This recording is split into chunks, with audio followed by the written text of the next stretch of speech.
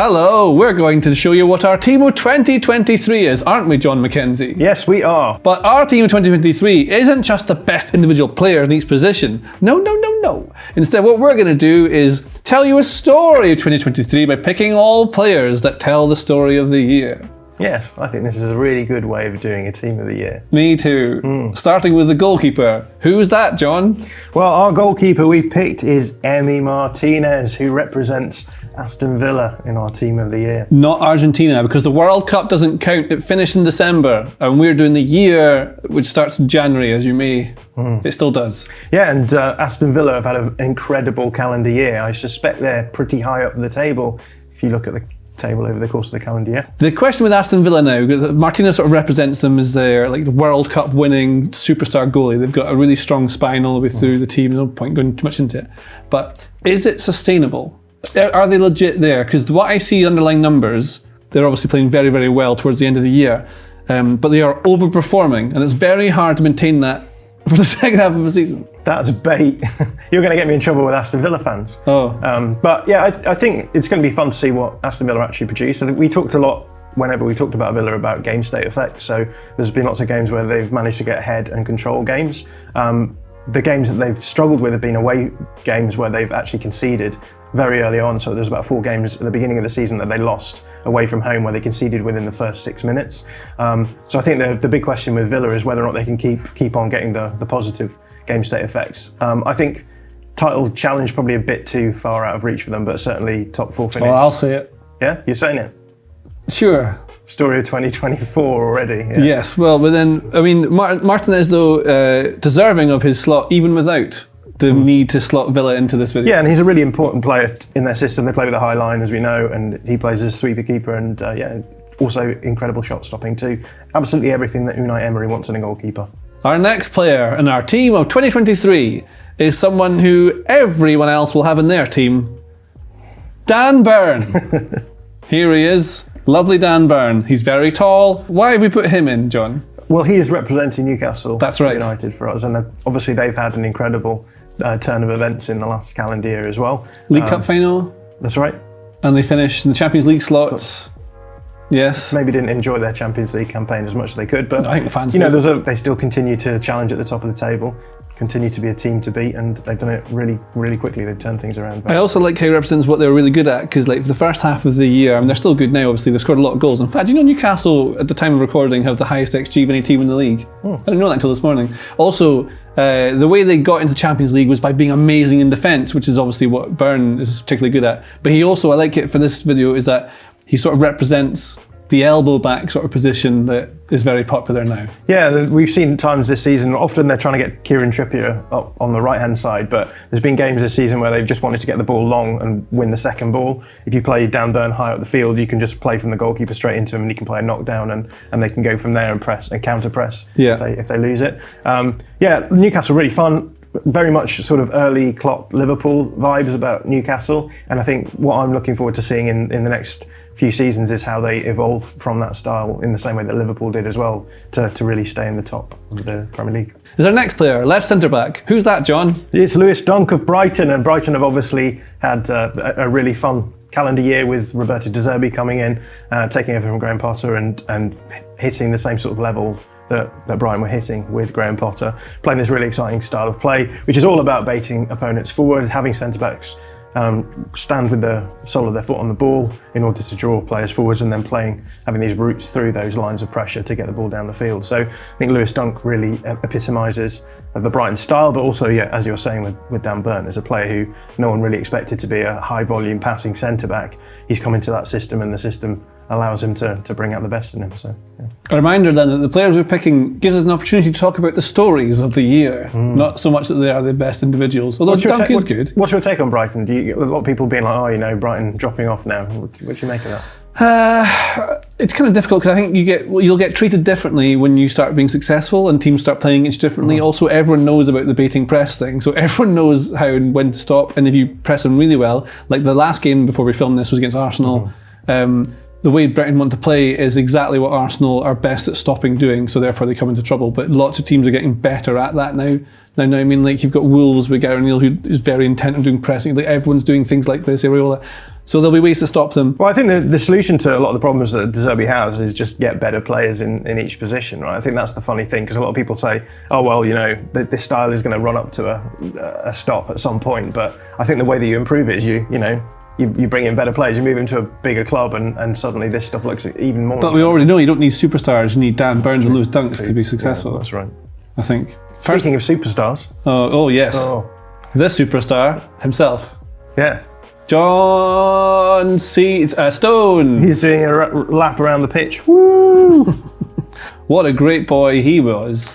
I think we should put him in because he's not only been exceptional for things he's done as part of the treble-winning team, but the tactical, not innovation, but renovation. Yeah. Renovation. That works. Yeah, that's good. Yeah, John Stones obviously moving out of a centre-back position into midfield, and that being the tweak that allowed Man City to go on the tear that they went in at the end of the season and win three trophies in the end. He's not been around as much this season with injury, and I think he's started, well, at the time of filming, he's started form, had 3 sub-appearances in the league. Yeah, it's not really helping Man City at the moment, who've dropped off a little bit. But very exciting seeing the centre-back stepping forward rather than the full-back moving inside, which, oops, I'm not supposed to move that, am I? Oh, he's done it. Done it? Well, because the next player is Alexander quite Arnold. nicely on, doesn't it? That was a very good segue. Yeah, it would have been better if it made it look like I'd planned it rather than doing it by accident. But yeah, Alexander Arnold is our final player in the back line to tell the story of the year. But is he even a backline player anymore? Because as we've seen, now he is basically Steven Gerrard, but playing at right back. And since they've moved Alexander Arnold to that position, so in the following 27 league games after doing that, Liverpool have amassed more points than any other team in the league. It's true. Is it because of that one thing? Well, I've got a video that's coming out, which will already be out by now, Yeah. which is on this very topic, just exploring Just playing with the nature of time again. But I mean, it's interesting having Stones next to Alexander Arnold, because the way that Stones goes into midfield is very different from what Alexander Arnold does when he goes into midfield. You don't always have to do that, I guess. Yeah, but with Alexander Arnold, what we're seeing is him sitting just in front of the back line and just being able to spray those passes that he loves to spray. These are all going to be blurred out, aren't they? But anyway, yeah, I think it's quite interesting because he's basically playing as a deep line playmaker rather than what someone like John Stones is doing, where he's sitting and being very much a pivot player. What would you call that John Stones role? Is it libero? I'd call it the John Stones role. Yeah. No one else does it like him, do they? I guess because all roles are defined by the individual players and their own characteristics. Which is what we learned from Alexander Arnold. Alexander Arnold, definitely one of the players who gets in to tell the story of the year. But probably the most underrated. Is he underrated? We talked about him a lot. The next one, your favourite, John. Yes. And mine. Rodri. What do we say about Rodri? Rodders. Yeah, I mean, he's just been super consistent this season. We've seen Man City have missed him when he's not been around.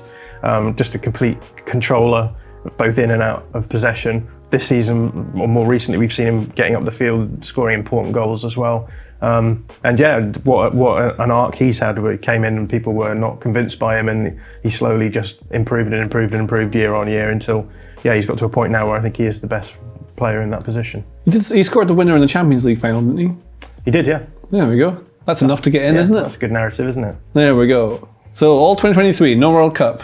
Let's move on to Declan Rice. So Declan Rice won the Europa Conference League with West Ham. Declan Rice went to Arsenal for all the money. People think of him as a defensive, holding midfielder, but he isn't at all. He's very much box to box. You described him as like Casemiro to me. Yeah, he reminds me a lot of Casemiro in a lot of respects. His role is to win the ball back and then start these attacks, both through passing, but a lot of the time through really gregarious runs.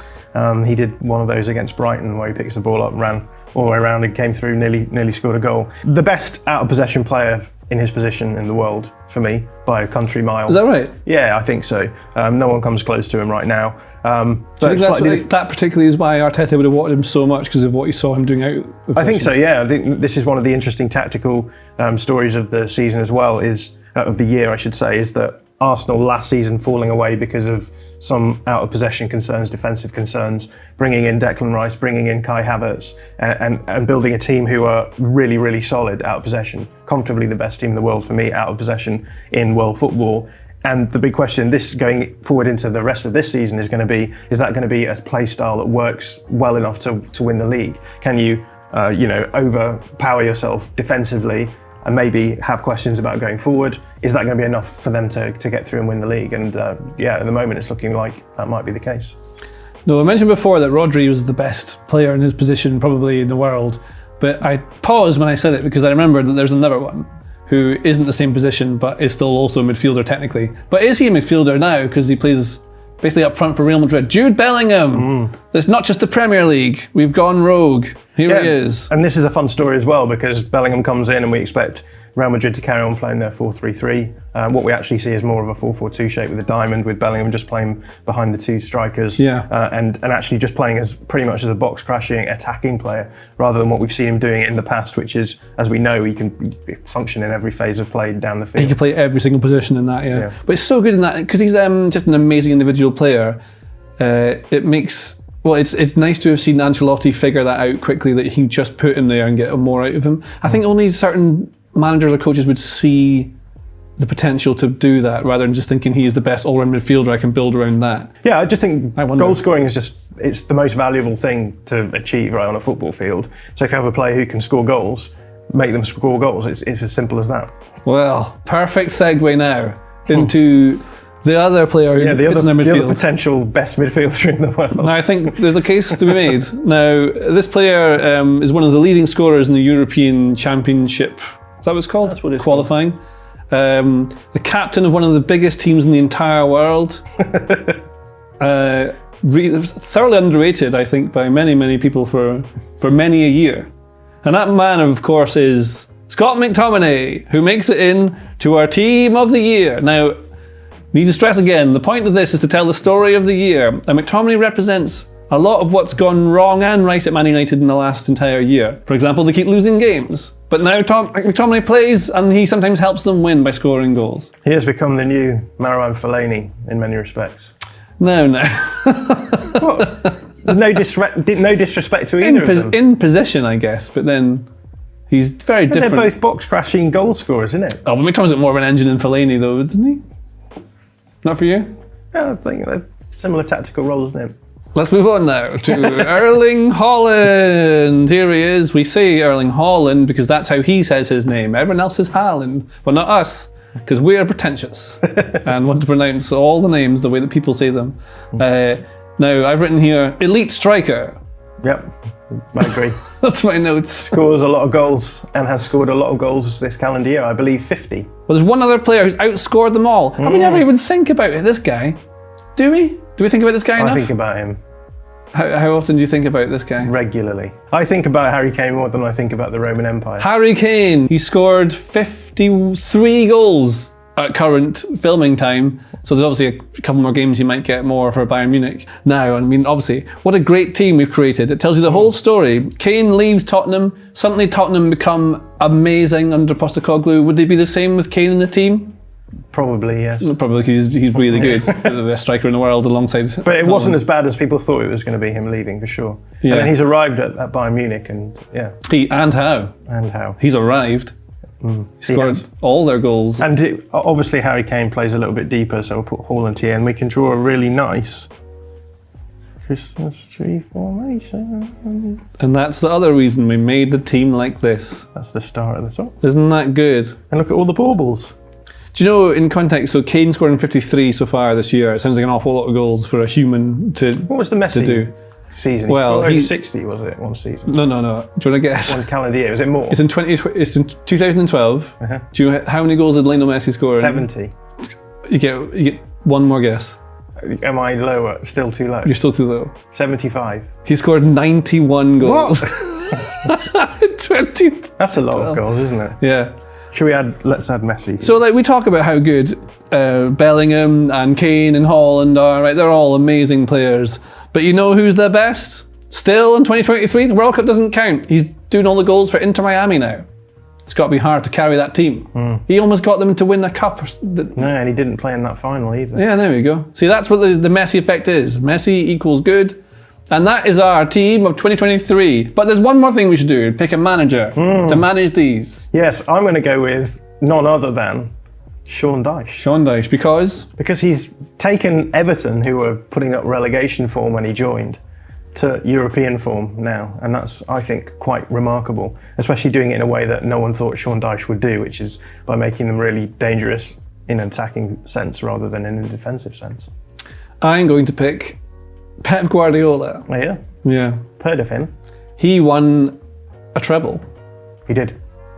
Treble. 2023. The year of Pep and Sean. Goodbye. And have a great new year.